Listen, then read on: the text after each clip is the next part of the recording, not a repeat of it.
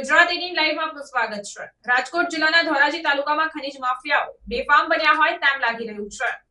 ધોરાજી તાલુકાના વેગડી ગામ પાસે આવેલા ભાદર નદીમાં રેતી ખનન કરતા માફિયાઓ બેફામ બન્યા હોય તેમ લાગી રહ્યું છે। ભાદર નદીમાં બેફામ રેતી ખનન ચાલી રહ્યું છે, ત્યારે 3 થી 4 મસ મોટા રેતી કાઢવાના હુકડા બાઝ મશીન દ્વારા રેતી કાઢવામાં આવી રહી છે। ધોરાજી મામલતદાર તેમજ ખનીજ વિભાગના આંખે પાટા હોય તેમ વર્તાઈ રહ્યું છે। થોડા સમય પહેલા પૂર્વ ધારાસભ્ય લલિત વસોયાએ ખનીજ માફિયા બેફામ બન્યા હોવાના આક્ષેપ કર્યા હતા, ત્યારે ધોરાજી તાલુકાના વેગડી નજીકમાં ખનન કરી રહ્યા છે માફિયાઓ। ધોરાજી પંથકમાં રેતી ખનીજ માટે ખૂબ જ પ્રખ્યાત હોય, ત્યારે ધોરાજીમાં ખનીજ માફિયાઓ બેફામ હોય તે છતાં તંત્ર દ્વારા કોઈપણ પ્રકારની કાર્યવાહી કરવામાં આવતી નથી। ખાણ ખનીજ વિભાગ અને મામલતદાર તંત્રની નાક નીચેથી સરકારી તિજોરીને નુકસાન પહોંચાડવામાં આવી રહ્યું છે। ધોરાજી ઉપલેટા વિસ્તારની અંદર બેફામ ખનીજ ચોરી ચાલી રહી છે।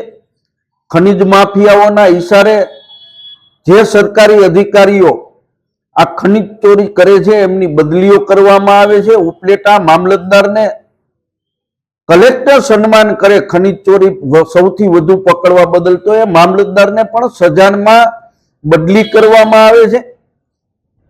ખનીજ માફિયાઓ રાજકીય પીઠબળને કારણે બેફામ બન્યા છે। સરકારી તંત્ર એ ખાણ ખનીજ વિભાગ હોય, પોલીસ તંત્ર હોય, રેવન્યુ વિભાગ હોય, આ તમામના અધિકારીઓ આંખ આડા કાન કરી રહ્યા છે ને બેફામ ખનીજ ચોરી સામે ગામડાના સ્થાનિક આગેવાનો અને અમે સૌ રજૂઆતો કરવા છતાં પણ તંત્ર દ્વારા કોઈ પગલાં લેવામાં આવતા નથી। જો સરકારી તંત્ર દ્વારા કોઈ પગલાં લેવામાં નહીં આવે તો એના વિડીયો વાયરલ કરી અને કોર્ટમાં પણ જવાની અમારી તૈયારીઓ છે। 100% આવા ખનીજ માફિયાઓને ભારતીય જનતા પાર્ટીના આગેવાનો છાવરી રહ્યા છે અને ત્યાં સુધી કહીશ કે ખનીજ માફિયાઓ સાથે ભારતીય જનતા પાર્ટીના આગેવાનોની ભાગીદારી પણ છે।